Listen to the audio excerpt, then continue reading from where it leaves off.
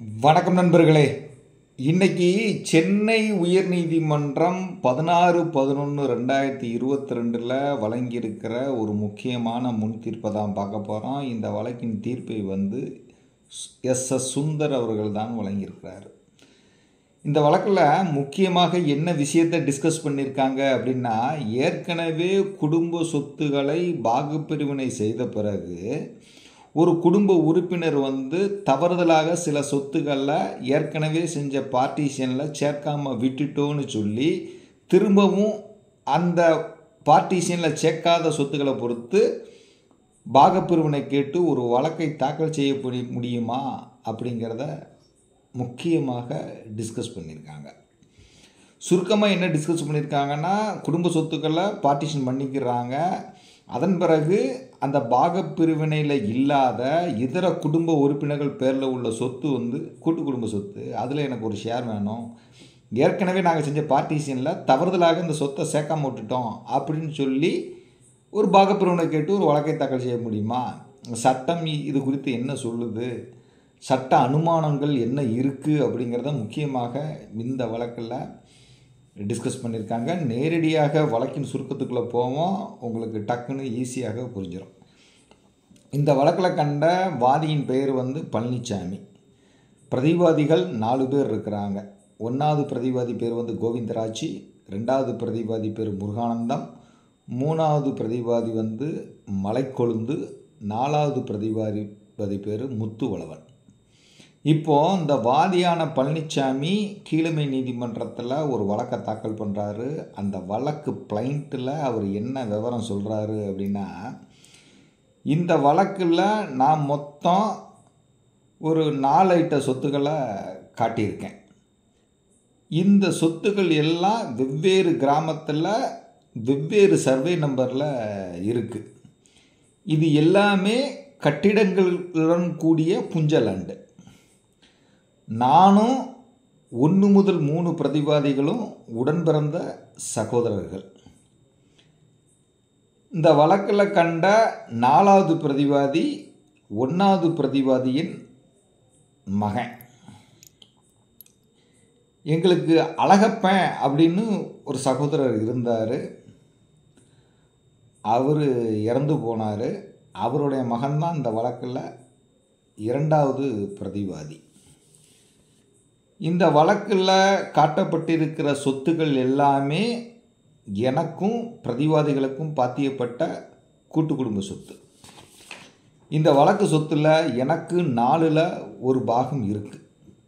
இந்த வழக்கு சொத்தை தவிர எங்களுக்கு பாத்தியப்பட்ட இதர குடும்ப சொத்துக்களை நானும் என்னுடைய சகோதரர்களும் 22/6/1998 ஒரு பதிவு செய்யப்பட்ட பாகப்பிரிவினை பத்திரம் மூலமாக பாகம் பிரிச்சுக்கிட்டோம். இந்த வழக்குகளை கண்ட சொத்துக்கள் என் சகோதரரான 1வது பிரதிவாதியின் பெயரிலும் 1வது பிரதிவாதியின் மகனான 4வது பிரதிவாதி பேரிலும் வாங்கப்பட்டது. கூட்டு குடும்ப சொத்தின் நிதியிலிருந்து தான் அவங்க பேருக்கு இந்த சொத்தை வாங்கினாங்க. எங்கள் அப்பா 1978 இறந்து போனார். எங்கள் அம்மா 2001 இறந்து போனாங்க. 1வது பிரதிவாதி பேரிலும் 4வது பிரதிவாதி பேரிலும் உள்ள சொத்து கூட்டு குடும்ப சொத்து. நாங்கள் தவறுதலாக ஏற்கனவே செஞ்ச பார்ட்டிஷனில் இந்த வழக்கு சொத்தை சேர்க்காமல் விட்டுட்டோம். அதனால் இந்த வழக்கில் கண்ட எனக்குரிய 4ல் ஒரு பாகத்தை பிரிக்கணும்னு கேட்டு வழக்கை தாக்கல் செய்கிறாரு. பொதுவாக வாதி என்ன சொல்கிறாரு அப்படின்னா, ஏற்கனவே நான் குடும்ப சொத்துக்களை பார்ட்டிஷன் பண்ணிட்டோம், இந்த வழக்கில் கண்ட சொத்துக்களும் கூட்டு குடும்ப சொத்துக்கள் தான். ஆனால் அந்த சொத்துக்கள் 1வது பிரதிவாதி மற்றும் அவரது மகனான 4வது பேரில் வாங்கப்பட்டது. இருந்தாலும் அவங்க ஓனர் கிடையாது, அதுவும் கூட்டு குடும்ப சொத்து. ஏற்கனவே நாங்கள் பார்ட்டிஷன் செஞ்சபோது தெரியாதனமாக இந்த சொத்தை விட்டுட்டோம். அதனால் இந்த வழக்கு சொத்தில் எனக்கு 4ல் ஒரு பாகம் இருக்குது, அந்த பாகத்தை பிரித்து தரணும் அப்படின்னு கேட்டு வழக்கை தாக்கல் செய்கிறார். இந்த வழக்குக்கு 1வது பிரதிவாதி ரிட்டன் ஸ்டேட்மெண்ட் போடுறாரு. அதில் அவர் என்ன சொல்கிறாருன்னா, வாதியின் வழக்கு பொய். வாதி சொல்கிறபடி இந்த வழக்கில் கண்ட சொத்துக்கள் கூட்டு குடும்ப சொத்துக்கள் கிடையாது. நான் 1967 நெய்வேலி அனல்மின் நிலையத்தில் ஸ்டாஃபாக பணிபுரிஞ்சிட்டு வந்தேன். எங்கள் அப்பா இறந்த பிறகு இந்த குடும்ப சொத்துக்கள் அனைத்தையும் நானும் வாதியும் இறந்து போன என் தம்பி அழகப்பனும் சேர்ந்து பராமரிச்சுட்டு வந்தோம். எம்பேரில் புலையன் 131/4 ஒரு 86 சென்டையும் புலையன் 23/8 ஒரு 62 சென்ட்டையும் கிரயம் வாங்கினான். அதே போல் என் தம்பி என் பேரில் இறந்து போன தம்பி அழகப்பன் என் பேரில் ஒரு 23/10 அப்படிங்கிற புலையனில் ஒரு 22 சென்ட்டை கிரயம் வாங்கினார். இந்த 3 சொத்தையுமே நாங்கள் 22/6/1998 பாகப்பிரிவினையில் சேர்த்துருக்கோம். அந்த ஆவணத்திலே இந்த சொத்துக்களை தவிர கூட்டு குடும்பத்துக்கு வேறு சொத்துக்கள் இல்லைன்னு தெளிவாக சொல்லப்பட்டிருக்கு. இந்த வழக்கில் கண்ட சொத்துக்கள் எல்லாமே அந்த பாகப்பிரிவினைக்கு பிறகும் வாங்கப்பட்ட சொத்துகள். அதனால் அந்த பாகப்பிரிவினையில் நாங்கள் இந்த வழக்கு சொத்தை கேட்கலை. இந்த வழக்கு சொத்துக்கள் எங்களுடைய தனிப்பட்ட சொத்துக்கள். நானும் 4ஆம் பிரதிவாதியும் விவசாயம் பண்ணலை, வேலை பார்த்துட்டு வந்தோம். அந்த வருமானத்தின் மூலமாக இந்த சொத்தை கிரயம் வாங்கியிருக்கிறதுனால இந்த வழக்கில் கண்ட சொத்துக்கள் எங்களுடைய சுயசம்பாத்திய சொத்துக்கள். 1922/6/1998 எங்கள் குடும்பத்துக்கு பார்த்துக்கிட்ட அனைத்து சொத்துக்களையும் நாங்கள் பாகப்பிரிவினை பண்ணாச்சு. இனிமேல் கொண்டு பாகப்பிரிவினை பண்ணுவதற்கு எந்த சொத்துக்களும் இல்லை. இது என்னுடைய சுயசம்பாத்திய சொத்து. ஆனால் வாதி மோசடியாக வில்லங்கம் ஏற்படுத்தணும் அப்படிங்கிறதுக்காக இந்த வழக்கை கொண்டு தாக்கல் பண்ணியிருக்கிறாரு. வாதிக்கு இந்த வழக்கு சொத்தில் எந்த உரிமையும் கிடையாது, எந்த பாகமும் கிடையாது. அதனால் வாதியினுடைய வழக்கை தள்ளுபடி பண்ணுங்க அப்படின்னு சொல்லி அவர் வாதிடுறார். அப்போ பிரதிவாதியினுடைய முக்கியமான விஷயம் என்ன? இது சுயசம்பாத்திய சொத்து, இது கூட்டு குடும்ப சொத்து கிடையாது. பார்ட்டிஷியன் வாங்குவதற்கு பிறகு தான் இந்த வழக்கு சொத்தெல்லாம் கிரயம் வாங்கியிருக்கோம். அதனால் அந்த பார்ட்டிஷனில் சேர்க்கலை.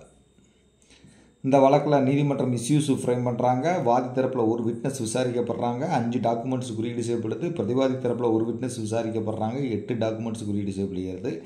என்டையர் வழக்கையும் விசாரித்த விசாரணை நீதிமன்றம் சூட்டை டிஸ்மிஸ் பண்ணிடுறாங்க. என்ன கிரவுண்டில் டிஸ்மிஸ் பண்ணிடுறாங்கன்னா, குடும்ப சொத்துக்களை ஏற்கனவே பாகப்பிரிவினை பண்ணிட்டாங்க. இந்த வழக்கில் கண்ட சொத்துக்கள் 1 மற்றும் 4ஆம் பிரதிவாதிகளின் சுயசம்பாத்திய சொத்துக்கள். இது கூட்டு குடும்ப சொத்துக்கள் கிடையாது. அதனால் வாதிக்கு பாகம் எதுவும் கிடையாது அப்படின்னு சொல்லி டிஸ்மிஸ் பண்ணிடுறாங்க. அதன் பிறகு வாதி முதல் அப்பீலை உயர்நீதிமன்றத்தில் பண்ணுறாரு. இந்த அப்பீல் நிலுவையில் இருக்கும்போது 1ஆவது பிரதிவாதி இறந்து போயிடுறாரு. ஏற்கனவே 4ஆவது பிரதிவாதி அவன் மகன்தான். அதுபோக அவருக்கு 2 வாரிசு இருக்கிறாங்க. அதனால் அந்த 2 வாரிசுகளும் 5-6 பிரதிவாதிகளாக வழக்கில் சேர்க்கப்படுறாங்க. வழக்கில் விசாரணை ஆரம்பிக்குது. வாதி தரப்பில் முக்கியமாக என்ன வாதத்தை வைக்கிறாங்கன்னா, 1ஆவது பிரதிவாதி குடும்பத்தின் மூத்த உறுப்பினர். அதனால் அவர் பேரில் இந்த வழக்கு சொத்துக்கள் வாங்கப்பட்டிருக்கு. ஆனால் 1ஆம் பிரதிவாதி இந்த வழக்கில் கண்ட சொத்தை சுயசம்பாத்திய சொத்து, இது கூட்டு குடும்ப சொத்து இல்லை அப்படிங்கிறார். அப்படியானால் அதை அவர் தான் ஆதாரத்தோடு நிரூபிக்கணும். ஆனால் அவர் ஆதாரங்கள் எதையும் நீதிமன்றத்தில் தாக்கல் பண்ணலை. வழக்கு சொத்து அவருடைய தனிப்பட்ட சொத்து அப்படிங்கிறதையும் நீதிமன்றத்தில் நிரூபிக்கலை. 2 மற்றும் 3ஆவது ஐட்ட சொத்துக்கள் தவறுதலாக இதுக்கு முன்னாடி எங்களுக்குள்ளே நடந்த பாகப்பிரிவினையில் சேர்க்கப்படாமல் விடுபட்டு விட்டது. அந்த வாதத்தை நாங்கள் கீழ் நீதிமன்றத்தில் வச்சோம். ஆனால் கீழ் நீதிமன்றம் அதனை ஏற்க மறுத்துட்டாங்க. ஏற்கனவே சொத்து பாகப்பிரிவினை செய்யப்பட்டு விட்டது அப்படின்னு கூறி இந்த வழக்கு சொத்தில் பாகம் எதுவும் கிடையாது அப்படின்னு சொல்லியிருக்காங்க. இந்த வழக்கு சொத்துக்களும் கூட்டு குடும்ப சொத்துக்கள் தான்.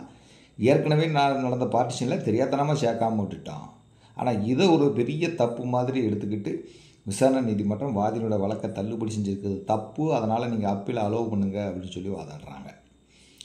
பிரதிவாதி தரப்பில் என்ன ஆர்கியூமெண்ட் பண்ணுறாங்க அப்படின்னா, 22/6/1998 குடும்ப சொத்துக்கள் அனைத்தும் பார்ட்டிஷன் பண்ணியாச்சு.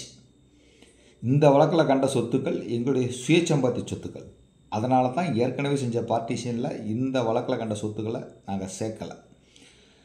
நாங்கள் 20/10/1999, 23/3/1994, 28/8/1998, 1/4/1980 ஆகிய தேதிகளில் இந்த வழக்கு சொத்தை எங்களுடைய சுயசம்பாத்திய கொண்டு நாங்கள் கிரயம் வாங்கியிருக்கோம். கிரய காலத்திலிருந்து வழக்கு சொத்துக்கள் எங்களுடைய அனுபவத்தில் இருக்குது. சாட்சியங்கள், ஆவணங்கள் எல்லாத்தையும் நன்கராக பரிசீலனை செய்த பின்னரே விசாரணை நீதிமன்றம் வாதியின் வழக்கை தள்ளுபடி செஞ்சு உத்தரவிட்டிருக்காங்க. அதனால் அதில் மாற்றம் செய்வதற்கு தேவையில்லை. அதனால் நீங்கள் வாதி தாக்கல் செஞ்சுருக்கிற அப்பீலை டிஸ்மிஸ் பண்ணுங்கள் அப்படின்னு சொல்லி வாதாடுறாங்க. இருதரப்பு வாதங்களையும் கேட்ட உயர்நீதிமன்றம் என்ன சொல்கிறாங்கன்னா, இந்த வழக்கு தரப்பினர்கள் நெருங்கிய உறவினர்கள் அப்படிங்கிறதும், ஒருவருக்கொருவர் சகோதரர்கள் மற்றும் சகோதரரின் பிள்ளைகள் அப்படிங்கிறதும் குறித்தும் எந்த பிரச்சனையும் இல்லை. இந்த உபயவாதிகளின் தகப்பனார் 22/2/1978 இறந்து போனார். அம்மா 2001 இறந்து போனாங்க. 22/6/1998 குடும்ப சொத்துக்களை பொறுத்து ஒரு பாகப்பிரிவினை நடந்திருக்கு. ஆனால் அந்த பாகப்பிரிவினை ஆவணத்தை வாதி தரப்பில் குறியீடு செய்யலை. ஆனால் அந்த பாகப்பிரிவினை ஆவணத்தின் சான்றிட்ட நகலை பிரதிவாதிகள் தரப்பில் ஒரு டாக்குமெண்ட்டாக குறியீடு பண்ணியிருக்காங்க. அந்த கிரைய ஆவணத்தில் வேறு எந்த சொத்துகளும் பிரிப்பதற்கு இல்லை. இந்த பாகப்பிரிவினைகளை கண்ட சொத்தை தவிர வேறு குடும்பத்திற்கு பாத்தியப்பட்ட சொத்துக்கள் எதுவும் இல்லை அப்படிங்கிறத கிளியராக மென்ஷன் பண்ணியிருக்கிறாங்க. அதே நேரத்தில் இந்த வாதியின் தந்தை 1வது பிரதிவாதியின் பெயரில் வாங்கிய சொத்தும் மேற்படி பாகப்பிரிவினை ஆவணத்தில் சேர்க்கப்பட்டிருக்கு. அதுபோக 1வது பிரதிவாதி பெயரில் குடும்ப நிதியிலிருந்து வாங்கப்பட்ட சொத்தும், அழகப்பன் 1வது பிரதிவாதி பெயரில் வாங்கப்பட்ட சொத்தும் சேர்க்கப்பட்டிருக்கு. ஒரு முறை குடும்ப உறுப்பினர்களுக்கிடையே குடும்ப சொத்தை பொறுத்து ஒரு பாகப்பிரிவினை ஏற்பட்டு அது முடிந்துவிட்டால் பாகப்பிரிவினை கம்ப்ளீட் ஆகிவிட்டது அப்படிங்கிறது அர்த்தம். அதே போல் இனிமேற்கொண்டு பாகம் பிரிப்பதற்கு சொத்து எதுவும் இல்லை அப்படின்னு சட்டப்பூர்வமாக அனுமானிக்கலாம்.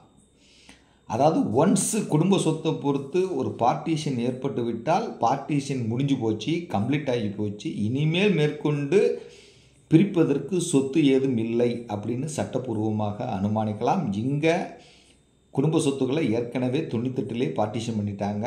அதனால் மேற்கொண்டு பிரிப்பதற்கு எந்த சொத்தும் இல்லை அப்படிங்கிற சட்டப்பூர்வ அனுமானம் பிரதிவாதிகளுக்கு ஆதரவாகவும் வாதிக்கு எதிராகவும் இருக்குது. ஆனால் வாதி என்ன சொல்கிறாரு? ஏற்கனவே நாங்கள் குடும்ப சொத்துக்களை பாகப்பிரிவினை பண்ணிக்கிட்டோம், தவறுதலாக இந்த வழக்கு சொத்துக்களை சேர்க்காமல் விட்டுட்டோம்னு சொல்கிறாரு. ஆனால் அப்படி பொத்தாம்பொதுவான ஒரு வாதத்தை ஏற்க முடியாது. வழக்கு சொத்தில் கண்ட 1வது ஐட்டத்தை 4வது பிரதிவாதி 28/10/1999 கிரையம் வாங்கியிருக்கிறார். அதாவது ஏற்கனவே நடந்த பாகப்பிரிவினைக்கு பிறகு தான். ஏற்கனவே நடந்த பாகப்பிரிவினை எப்போ வாங்கியிருக்கிறாங்க அப்படின்னா 22/6/1998. ஆனால் அந்த 1வது ஐட்டத்தை 1வது பிரதிவாதி எப்போ கிரையம் வாங்குறாரு அப்படின்னா 28/8/1998 பாகப்பிரிவினைக்கு பிறகு. அதே போல் 4வது பிரதிவாதியும் 2வது ஐட்ட சொத்தை பாகப்பிரிவினைக்கு பிறகு தான் வாங்கியிருக்கிறாரு. ஆனால் 3-4 ஐட்ட சொத்துக்கள் பாகப்பிரிவினைக்கு முன்பாக வாங்கப்பட்டிருக்கு. ஆனால் அந்த 3-4 ஐட்ட சொத்துக்கள் பாகப்பிரிவினையில் சேர்க்கப்படலை. 1வது பிரதிவாதி நெய்வேலியில் ஸ்டாஃபாக வேலை பார்த்துருக்கிறாரு.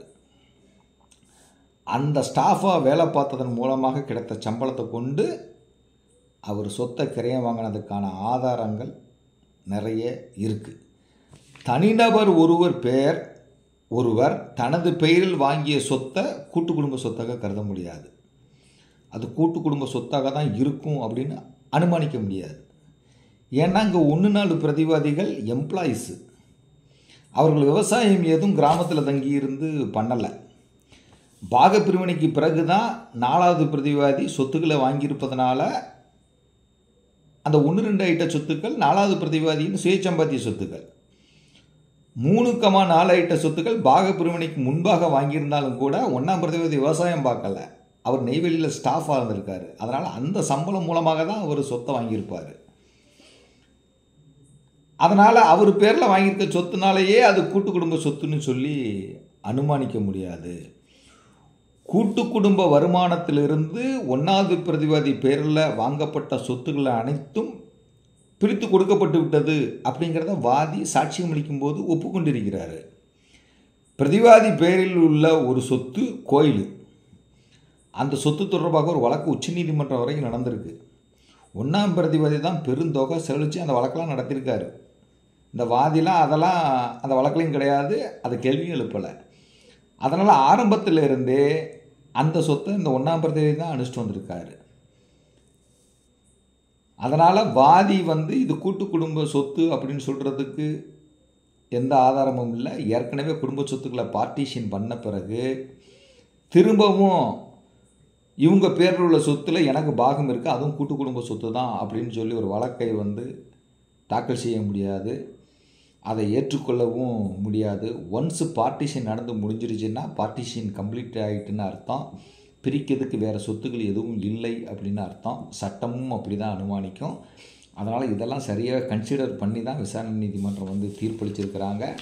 அதனால் அதை தலையிடுவதற்கு எதுவும் இல்லை அப்படின்னு சொல்லி இந்த வாதி தாக்கல் செஞ்சுருக்கிற முதல் மேல்முறையீட்டை தள்ளுபடி செஞ்சு உயர்நீதிமன்றம் உத்தரவிட்டுட்டாங்க. இப்போ இந்த வழக்கு தீர்ப்பிலேருந்து நாம் என்ன தெரிஞ்சுக்கிடணும், நான் என்ன தெரிஞ்சுக்கிட்டேன்னு சொல்கிறேன். இப்போ இந்த வழக்கு தீர்ப்பில் முக்கியமாக என்ன சொல்லியிருக்காங்க அப்படின்னா, குடும்ப சொத்துக்களை ஒன்ஸ் நீங்கள் பார்ட்டிஷன் பண்ணி பதிவு பண்ணிட்டீங்கன்னா குடும்ப சொத்துக்கள் பாகப்பிரிவினை செய்தாகிவிட்டது, பார்ட்டிஷன் முடிஞ்சு போச்சு, இனிமே மேற்கொண்டு பிரிப்பதற்கு எந்த சொத்தும் இல்லை அப்படின்னு அனுமானிக்கலாம் அப்படின்னு இந்த தீர்ப்பு முக்கியமாக ஒரு விஷயத்தை சொல்லுது. அப்போது ஒன்ஸ் பார்ட்டிஷன் முடிஞ்சு போச்சுன்னா என்டையர் சொத்தையும் பிரிச்சாச்சுன்னு அர்த்தம். அதன் பிற்பாடு அந்த பாகப்பிரிவினையில் சேர்க்காத சொத்துக்களை பொறுத்து ஒரு கதையை சொல்லி ஒரு பாகப்பிரிவினை வழக்க போட முடியாது. அதைத்தான் இந்த தீர்ப்பு முக்கியமாக சொல்லுது. விதவிதமாக நம்ம நாட்டை பொறுத்த வரைக்கும் விதவிதமாக தீர்ப்புகள் இருக்குது. குடும்ப உறுப்பினர் ஒருவர் பெயரில் வாங்குகிற சொத்தையும் கூட்டு குடும்ப சொத்தாக எந்த சூழ்நிலையில் அப்போ அனுமானிக்கலாம், அப்போ சட்டம் அதை பற்றி என்ன சொல்லுது அப்படிங்கிறதுக்கும் நம்ம சேனலில் நிறைய வீடியோ போட்டிருக்கோம். ஒரு குடும்ப உறுப்பினர் பேரில் உள்ள சொத்தை கூட்டு குடும்ப சொத்தாக நாம் எந்த சூழ்நிலையில் கருத முடியும், அது கூட்டு குடும்ப சொத்தாகத்தான் இருக்க வேண்டும் அப்படிங்கிற ஒரு அனுமானம் எப்போது நமக்கு கிடைக்கும் அப்படின்னா, முதல்ல கூட்டு குடும்பம்னு ஒன்று இருக்கணும், அந்த கூட்டு குடும்பத்துக்கு சொத்துக்கள் இருக்கணும், அந்த சொத்துல இருந்து லாபம் வரணும். சொத்து மட்டும் இருந்தால் போதாது, அந்த சொத்துல இருந்து உபரி வருமானம் வரணும். அப்படி உபரி வருமானம் வந்ததை நிரூபித்தால் இதர குடும்ப உறுப்பினர்கள் பேரில் இருக்கும் சொத்தும் கூட்டு குடும்ப சொத்து தான் அப்படின்னு அனுமானிக்கலாம் அப்படின்னு ஒரு தீர்ப்புகள் இருக்குது. இப்போ நாம் நம்ம வழக்குக்கு தகுந்த மாதிரி தீர்ப்புகளை விதமாக எடுத்துக்கலாம். உண்டுன்னு அனுமானிக்கலாம்னு தீர்ப்பு இருக்குது, அனுமானிக்க முடியாதுன்னு தீர்ப்பு இருக்குது. நம்ம வழக்கினுடைய சாராம்சத்தை பொறுத்து, நம்ம பிளைண்ட்டில் என்ன விஷயம் சொல்லியிருக்குங்கிறத பொறுத்து தான் நாம் தீர்ப்புகளை அப்ளை பண்ண முடியும். குறிப்பாக இந்த தீர்ப்பு என்ன சொல்லுது அப்படின்னா, ஒன்ஸ் பார்ட்டிஷன் முடிஞ்சு போச்சுன்னா முடிஞ்சு போனது தான். ரெண்டாவதாக பார்ட்டிஷன் கேட்டு ஒரு வழக்கை இதர சொத்துக்களை பொறுத்து போட முடியாது அப்படின்னு மொட்டையாக இந்த தீர்ப்பு சொல்லுது.